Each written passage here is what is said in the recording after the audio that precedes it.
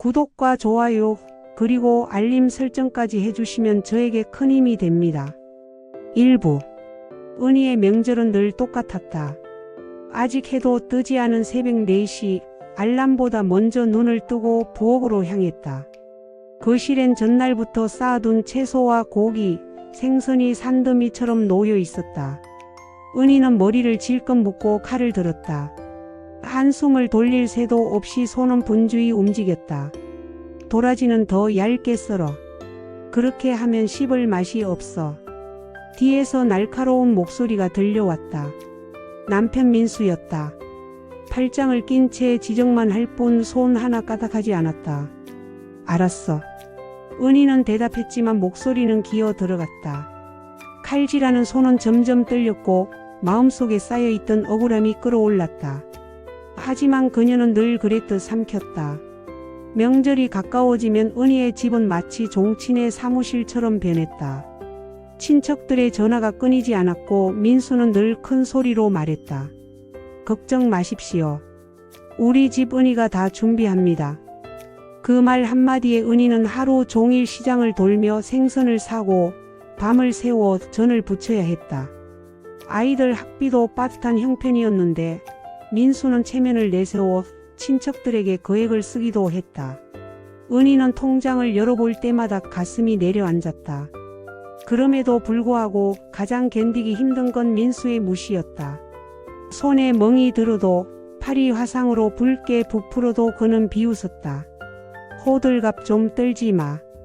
여자라면 그 정도는 해야지. 은희는 거울 앞에서 팔을 감싸쥐며 속으로 중얼거렸다. 내가 왜 이러고 살아야 하지? 하지만 곧 거울 속 자신을 바라보며 또다시 고개를 숙였다. 아이들을 위해서 참아야지. 장 보따리를 풀어놓은 부엌의 새벽 냄새가 가라앉을 무렵 초인종이 울렸다. 수연이었다. 겨울 햇살을 등에 지고 들어온 딸은 말없이 냉장고 문을 열어 시원한 생수 한 병을 꺼냈다. 병목에 맺힌 물방울이 딸의 손끝을 적셨다.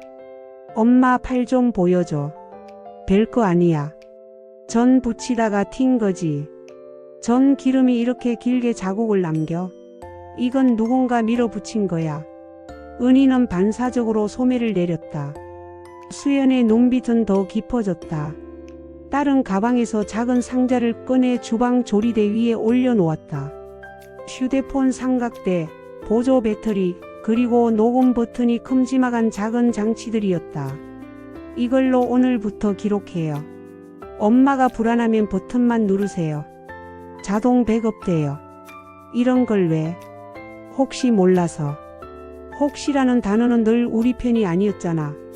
이번엔 우리 편으로 만들자. 그 말은 이상하게도 은희의 심장에 조용히 닿았다. 그동안 혹시를 피하느라 아무 말도 아무것도 하지 않았던 세월이 불쑥 떠올랐다. 혹시 알게 되면 더 큰일이 날까봐, 혹시 내가 잘못한 걸로 돌아올까봐. 점심 무렵 현우가 들어왔다. 곧장 천장을 올려다보더니 거실 모서리를 손가락으로 가리켰다. 엄마 저거. 종친회관도 그렇고 호텔 연회장도 그렇고 CCTV는 꼭 모서리에 있어요. 관리인에게 보관 요청하면 최소 한 달은 보관해줘요. 법적으로 가능해요. 그걸 우리가 어떻게? 제가 해볼게요. 행정법 수업에서 배웠어요. 양식도 찾아놨어요. 현우는 랩탑을 펼쳐 인쇄물을 보여주었다. 영상 보관 요청서. 서툴지만 깔끔했다. 이름을 쓰고 날짜를 쓰고 사건의 개요를 적는 칸. 은희는 차마 펜을 들지 못했다. 그 칸에 적어야 할 단어들이 너무 무거웠다. 가정폭력, 모욕, 상해. 그녀는 한동안 펜 끝을 종이 위에 대고만 있었다. 엄마 천천히 써요. 시간은 우리 편일 수도 있어. 수연이 옆에서 속삭였다. 그 말 덕분에 펜이 조금 움직였다. 글씨는 삐뚤었고 문장은 자꾸 끊겼다. 그래도 종이는 비어있지 않았다. 공백이 조금씩 사라졌다. 고요한 부엌에 펜 긁는 소리가 잔잔히 흐르고 가스레인지에 작고 파란 불꽃이 토닥거리듯 깜박였다. 저녁 민수는 평소보다 일찍 들어왔다. 술 냄새, 비릿한 웃음, 길게 뻗은 다리. 그는 소파에 앉아 리모컨을 돌리며 아무렇지 않게 말했다. 내일 장손 모임 있지? 명단 확인해. 상 위쪽은 내 사촌들이고 아래쪽은 여자들이 앉게 하고. 은희는 그의 말 끝에서 여자들이라는 복수형에 눌려 숨이 막혔다. 그녀의 자리도 늘 거기에 있었다. 상 아래쪽 그늘지는 곳, 자꾸만 일어나야 하는 곳. 수연이 조심스럽게 말했다. 아빠 왜 늘 엄마만. 너는 빠져. 어른들 일에 끼지 마. 민수의 목소리는 쉽게 단정지었다. 순간 공기가 묵직해졌다. 은희는 싱크대 안쪽에서 휴대폰을 찾았다. 수연이 설치해 준 그 앱의 커다란 동그라미. 누르면 빨갛게 변하는 버튼. 그녀는 손가락으로 가볍게 눌렀다. 작은 떨림이 손끝을 타고 올라왔다. 민수는 계속 말했다. 이번엔 좀 크게 내야 해. 체면이란 게 있잖아.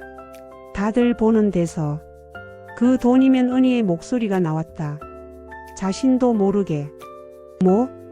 그 돈이면 현우 다음 학기 등록금이랑 수연 자취방 보증금 일부.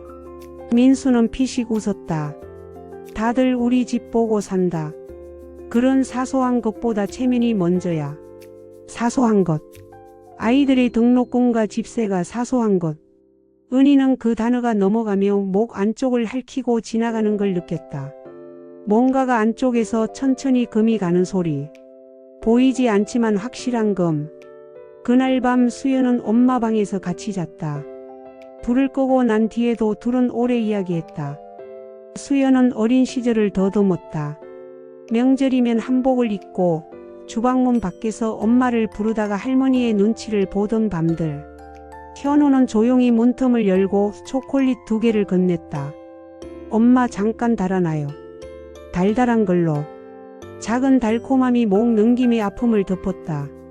아주 잠깐. 하지만 그 잠깐이 은희에게는 새로운 장면을 상상할 시간을 주었다. 다음 명절 혹시 부엌이 아닌 다른 곳에서 시작한다면, 혹시 상석과 하석이 없는 식탁이라면, 혹시 여자들이라는 복수형 대신 이름으로 서로를 부른다면, 그 상상은 금세 현실의 무게에 눌려 찌그러졌지만 완전히 사라지지는 않았다. 얇은 종이처럼 접었다 펴도 남는 자국처럼. 다음날 현우는 종친회관 관리실로 향했다. 구두를 닦고 셔츠를 다려 입은 모습을 보고 은희는 괜히 눈물이 났다. 아이가 아이로만 보이지 않았다. 현우는 관리인과 긴 대화를 나누고 보관 요청서를 제출했다. 돌아오는 길 그는 엄마에게 메시지를 보냈다. 보관 확정. 3개월 연장 가능. 혹시에 대비해 복사본도 요청. 수연은 집에서 조용히 사진들을 정리했다. 팔에 남은 자국, 부어오른 손목, 전날 흘린 국물이 바닥에 남긴 얼룩. 그 사진들을 보고 있자니 숨이 막히는 것 같아 수연은 잠깐 창문을 열었다. 차가운 바람이 커튼을 밀어 방 안으로 들이쳤다. 그녀는 커튼을 움켜쥐며 중얼거렸다. 이 바람이 어느 쪽에 불어야 하는지 이제 우리가 정하자. 저녁 무렵 은희는 혼자 동네 복지관 앞을 맴돌았다. 안내문에 적힌 글자가 눈에 들어왔다. 여성 긴급 상담 1366. 그녀는 그 숫자를 천천히 입안에서 굴렸다. 1, 2, 3, 6. 전화할까? 입술 안쪽을 깨물었다. 결국 전화는 하지 못했다. 대신 그녀는 번호를 손등에 적었다. 손등에 적힌 숫자는 오래 지워지지 않았다. 물로 씻어도 설거지를 해도 전을 붙여도 숫자는 고집스럽게 자리를 지켰다. 마치 어떤 약속처럼. 며칠 후 민수의 목소리는 더 거칠어졌다. 신문에서 사진 찍으러 온다는데 내가 그 옆에서 웃어야 한다. 알겠지? 집사람은 늘 웃는 얼굴이야. 그래야 체면이 서지. 웃음은 내가 선택해요. 은희는 낮고 또렷하게 말했다. 스스로도 놀랄 만큼. 순간 집안이 얼어붙었다. 민수의 눈빛이 가늘어졌다. 뭐라고 했어? 은희는 더 말하지 않았다. 대신 싱크대 칸막이 뒤로 손을 넣어 동그란 버튼을 눌렀다. 작은 진동이 손바닥을 간지렸다. 그 진동이 그녀의 척추를 따라 올라와 목 뒤에서 잔잔하게 떨리다 사라졌다. 이상하게도 무섭지 않았다. 버튼 하나가 세상의 무게를 바꾸지는 못해도 적어도 자기 안의 무게중심은 살짝 옮길 수 있었다. 그날 밤 수연은 메시지를 보냈다. 엄마 내일 오전 10시. 무료 법률 상담 예약 잡았어. 가자. 은희는 잠시 망설였다. 민수가 알면 이라는 문장이 굵게 떠올랐다. 그런데 그 문장 뒤에 갑자기 다른 문장이 따라붙었다. 아이들이 안다. 내가 안다. 증거가 안다. 그 문장들이 서로를 붙잡고 서 있었다. 이번엔 무너지지 않을 것 같았다. 새벽 그녀는 다시 부엌에 섰다. 전날 썰어둔 도라지와 시금치, 무, 고사리를 하나씩 만지작거리며 각각의 괴를 느꼈다. 고사리는 오래 끓여야 질기지 않았다. 도라지는 소금에 절였다가 꼭 짜야 쓴맛이 빠졌다. 모든 음식에는 시간이 필요했다. 참는 시간이 아니라 맛을 위해 꼭 필요한 숙성의 시간.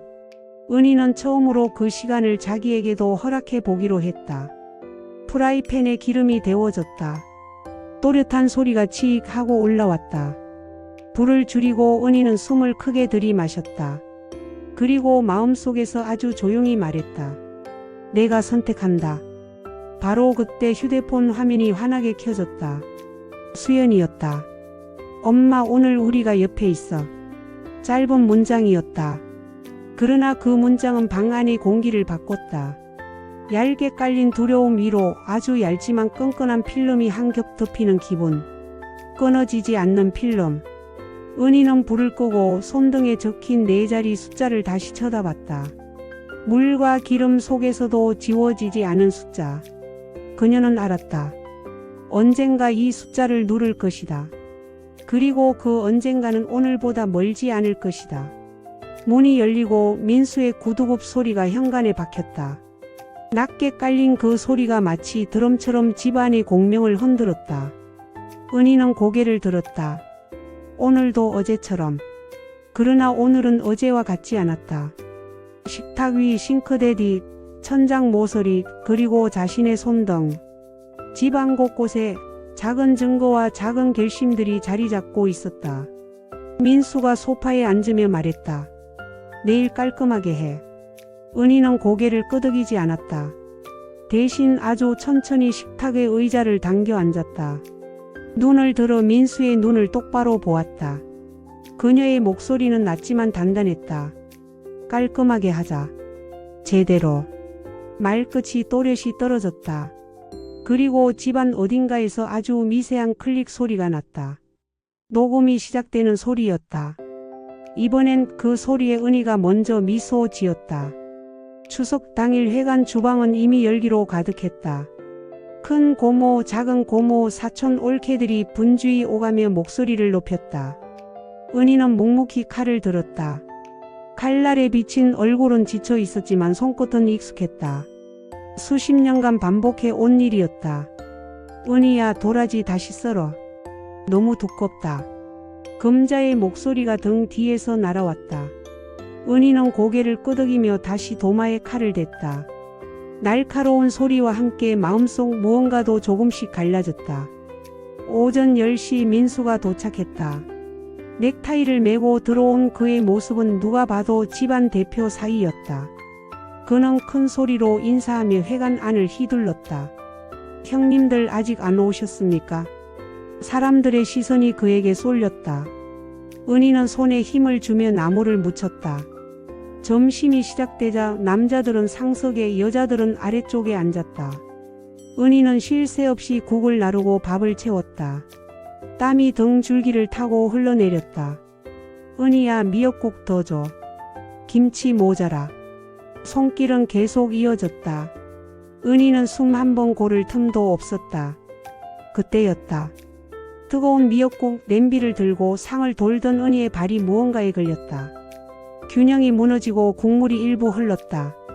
아, 죄송합니다. 은희가 급히 사과했다. 민수의 얼굴이 일그러졌다. 이게 뭐 하는 거야? 해간 안이 순간 조용해졌다. 민수는 자리에서 벌떡 일어나더니 은희에게 다가와 냄비를 밀었다. 뜨거운 국물이 은희의 손등을 덮쳤다. 아! 은희의 비명이 터졌다. 순간 공기가 얼어붙었다. 친척들이 서로 얼굴을 바라보았다. 아이들마저 숨을 죽였다. 민수는 태연하게 말했다. 호들갑 좀 떨지 마라. 그 정도 가지고. 그러나 은희의 손등은 이미 붉게 부풀어 오르고 있었다. 그때 현우가 천장을 올려다보았다. 모서리에 붙은 작은 카메라, CCTV. 그의 눈빛이 매서워졌다. 그리고 수연은 자리에서 벌떡 일어나 엄마에게 달려왔다. 엄마 괜찮아요? 괜찮다. 은희는 애써 웃었다. 그러나 목소리는 떨리고 있었다. 사람들의 수군거림이 이어졌다. 저게 뭐야? 사람들 다 보는 데서. 너무 심한 거 아니야? 수십 개의 시선이 민수에게 꽂혔다. 그러나 그는 개의치 않았다. 의자에 털썩 앉으며 말했다. 계속 먹자. 별일 아니다. 은희는 손등을 움켜쥔 채 설거지를 이어갔다. 온몸이 아팠지만 더 아픈 건 시선이었다. 괜찮아? 라고 묻는 눈빛조차 그녀에겐 모욕처럼 느껴졌다. 그녀는 고개를 숙이고 앞치마에 눈물을 닦았다. 행사가 끝나갈 무렵 은희는 그 자리에 그대로 주저앉고 싶었다. 하지만 아이들이 다가와 팔을 잡았다. 엄마 병원 가야 돼요. 아니야. 그냥 조금 데인 거야. 아니에요. 증거예요. 현우의 목소리가 단호했다. 그날 저녁 집에 돌아온 은희는 연고를 바르며 거울을 보았다. 붉게 부푼 손등 위에 네 자리 숫자가 또렷이 떠올랐다. 1366. 그녀는 속삭였다. 언젠가는 꼭. 며칠 후 칠순 잔치가 열렸다. 호텔 연회장 화려한 조명 8명의 하객. 은희는 한복을 입고 입구에서 손님들을 맞았다. 아, 민수 씨 부인이구나. 오랜만이네. 네, 안녕하세요. 은희는 억지 미소를 지었다. 연단에 오른 민수는 당당하게 축사를 시작했다. 저희 아내 은희는 30년 동안 시가를 위해 헌신했습니다. 다만 학력도 낮고 말투도 촌스럽지만 순간 은희의 심장이 철렁 내려앉았다. 그래도 성실하게 집안일을 해왔습니다. 앞으로도 집안 망신시키지 않도록 잘 교육하겠습니다. 순간 연회장이 술렁였다. 은희의 얼굴이 창백해졌다. 그리고 마침내 그녀는 자리에서 일어났다. 잠깐만요. 민수의 얼굴이 굳었다. 저도 할 말이 있습니다. 사람들의 시선이 은희에게 향했다. 그녀는 연단 앞으로 걸어갔다. 심장이 터질 듯 뛰었지만 발걸음은 멈추지 않았다. 마이크를 잡으려는 순간 민수가 손목을 비틀었다. 내려가. 집안 망신이야. 아. 은희가 비명을 질렀다. 찰칵. 찰칵.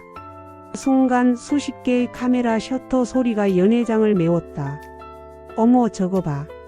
저렇게까지 할 필요가 있나? 하객들의 눈빛이 싸늘해졌다. 은희는 간신히 손목을 빼내고 붉게 남은 자국을 바라보았다. 그리고 목소리를 떨며 말했다. 30년 동안 참았습니다. 하지만 이제는. 민수는 얼굴이 시뻘겋게 달아올랐다. 미쳤어? 당신이 미친 거예요. 은희의 눈빛은 흔들리지 않았다. 연회장은 얼어붙은 듯 조용해졌다. 그리고 그 침묵 속에서 은희의 작은 목소리가 울렸다. 이제 끝내야겠어요. 사람들은 서로를 바라보며 수군거렸다. 누군가는 핸드폰으로 영상을 찍었고 누군가는 눈물을 훔쳤다. 은희의 30년 침묵이 깨지는 순간이었다. 잔치가 끝난 밤 은희는 침대에 누웠지만 잠이 오지 않았다. 손목에는 여전히 붉은 자국이 선명했고 그보다 더 깊은 자국은 마음속에 새겨져 있었다. 30년간 숨죽여 살아온 세월이 파도처럼 몰려왔다. 민수의 코골이 소리가 방 안을 울릴 때마다 가슴 속에서 무언가가 부서져 내렸다. 다음 날 아침 현우가 진지한 얼굴로 말했다. 엄마, CCTV 영상 보관 요청했어요. 증거는 안전해요. 수연도 핸드폰을 꺼내 보여주었다. 사진 녹음 그리고 날짜별로 정리된 파일. 엄마 이거 다 모아놨어요. 이제 숨길 필요 없어요. 은희는 고개를 저었다. 이런 걸 어디다 쓰니? 가족을 망신시키는 일일 뿐이야. 아니에요 엄마. 이건 엄마를 지키는 증거예요. 수연의 목소리는 흔들림이 없었다. 그날 오후 은희는 결국 전화를 걸었다. 숫자 4개 1366. 여성긴급 전화입니다. 무엇을 도와드릴까요? 따뜻한 목소리에 눈물이 쏟아졌다. 저 상담받고 싶어요. 괜찮습니다. 천천히 말씀하세요. 지금 안전한 곳이신가요? 은희는 아이들이 옆에 있다는 걸 말했고 상담원은 부드럽게 이어갔다. 좋습니다. 가까운 상담소와 연결해 드릴게요. 며칠 후 은희는 아이들과 함께 여성가족부 산하 상담소를 찾았다. 접수대 직원이 밝게 인사했다. 어서 오세요. 전화 주신 분 맞으시죠? 상담사님이 기다리고 계십니다. 따뜻한 조명이 켜진 작은 방, 푹신한 소파. 은희는 손을 무릎 위에 얹고 앉았다. 안녕하세요. 김은정 상담사입니다. 편히 말씀하세요. 은희는 처음에는 머뭇거렸지만 조금씩 말을 꺼냈다. 명절마다 반복된 고통, 모욕, 폭력, 뜨거운 냄비, 손목을 비트는 손길. 말이 나오자 멈추지 않았다. 눈물이 함께 흘렀다. 김은정 상담사는 조심스럽게 물었다. 혹시 증거가 있으신가요? 수연이 핸드폰을 내밀었다. 있습니다. 사진, 녹음 파일, 영상, 그리고 CCTV 보관 요청서도 제출했습니다. 아주 잘하셨어요. 큰 힘이 될 겁니다. 상담사의 표정은 진지했다. 이제 선택지가 있어요. 임시보호 명령을 신청하실 수 있습니다. 그게 뭐죠? 남편분이 선생님께 접근하지 못하도록 법적으로 막을 수 있습니다. 일정 거리 내 접근 금지, 연락 금지, 폭력 금지 명령이에요. 은희는 숨을 삼켰다. 정말 그런 게 가능해요? 네. 가정폭력 방지법에 따른 조치입니다. 법원에 신청하면 일주일 안에 결과가 나옵니다. 현우가 손을 들었다. 저희가 엄마와 같이 살면서 지켜드릴 수도 있어요. 하지만 법적인 장치가 있으면 더 안전하겠죠. 수연도 고개를 끄덕였다. 엄마 무서워도 해요. 이제 우리가 옆에 있잖아요. 은희는 눈을 감았다. 그리고 떨리는 목소리로 말했다. 더는 못 참겠어요. 신청할게요. 김은정 상담사가 미소 지었다. 잘하셨어요. 바로 서류 작성 도와드리겠습니다. 은희는 손에 펜을 쥐었다. 서류에 척한의 이름을 쓰는 순간 30년간 묶여있던 쇠사슬이 조금 풀리는 듯했다. 그녀는 힘겹게 그러나 또렷하게 글자를 채워 넣었다. 오기찬으로부터의 접근 금지 신청. 1시간 후 신청서는 완성됐다. 김은정이 말했다. 내일 법원에 제출합니다. 그리고 변호사 상담도 연결해 드리겠습니다. 제3분 할과 위자료 모두 선생님의 권리예요. 저 그런 것도 받을 수 있나요? 물론이죠. 더 이상 참은 세월이 헛되지 않게 하셔야죠. 상담소를 나서는 길, 은희는 하늘을 올려다보았다. 오랜만에 숨이 시원하게 들어왔다. 두려움은 여전히 있었지만 그 위에 작은 희망이 얹혀 있었다. 수연이 은희의 팔을 끼고 말했다. 엄마, 오늘은 우리가 이겼어요. 은희는 작게 웃었다. 그래, 오늘은 우리가 이겼구나. 그날 밤 은희는 집으로 돌아와 가만히 손등을 바라보았다. 붉은 자국은 아직 남아있었지만 이제는 두렵기보다는 다짐의 상징 같았다. 그녀는 속삭였다. 이제는 내가 나를 지켜낼 거야. 2부에서 계속됩니다.